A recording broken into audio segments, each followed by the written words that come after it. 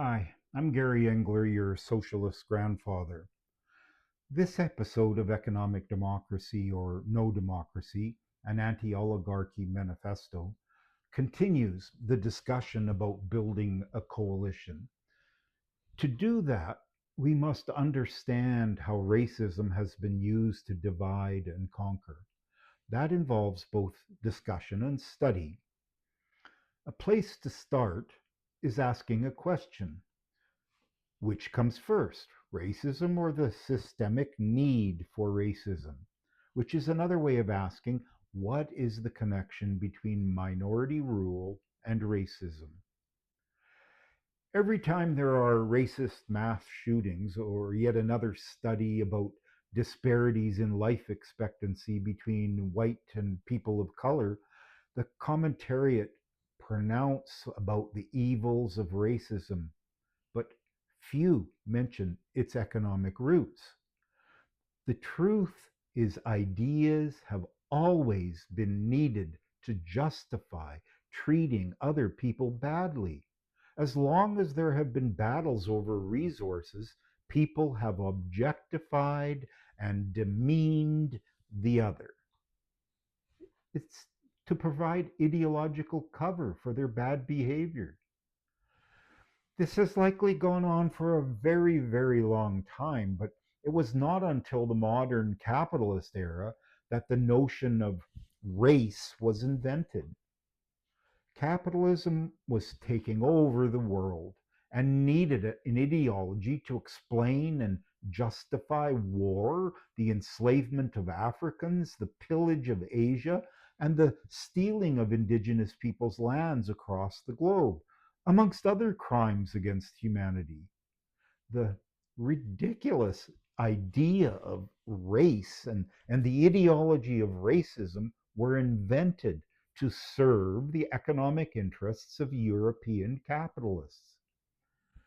Like religion, which often served to justify various forms of minority rule and imposed a common understanding of, the way things are, to enable a few to rule over the many.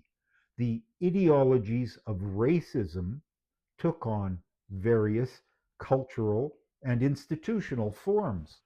So, for example, in the land that is now called Canada, where there was little economic need for plantation slavery, the institution and culture of racism were different than in parts of the Americas where plantation economies were dominant.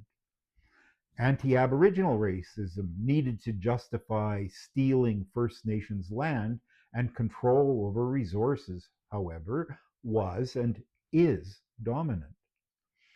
Even within the various slave societies, the culture and institutions of racism could vary widely depending on the exact economic and social situation.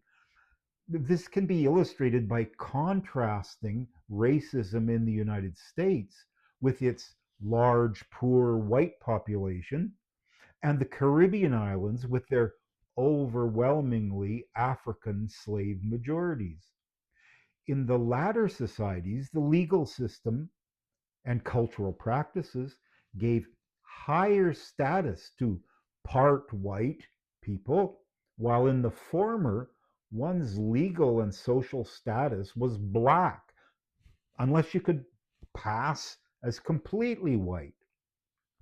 The economy in the United States didn't need whiter people to function as foremen or various other higher status positions. It had enough Europeans to perform those roles. If racism and the forms it took were shaped by economic interests, what can we learn from this history? First, that the same remains true today. There is a fundamental connection between Western capitalists' desire, need to profit from Middle Eastern resources and Islamophobia and other forms of anti Arab racism. The ongoing war over control of the land of Palestine is also a key source of this racism, as is evidenced by Jewish Christian Zionists' fanatical support for both Israel's genocide and anti Muslim ideology. Therefore, to be an effective anti racist, one must be against war so that it no longer requires the sort of us and them fight over resources that produce racism. Right wing nationalists such as Trump, Le Pen, Farage, etc., get this.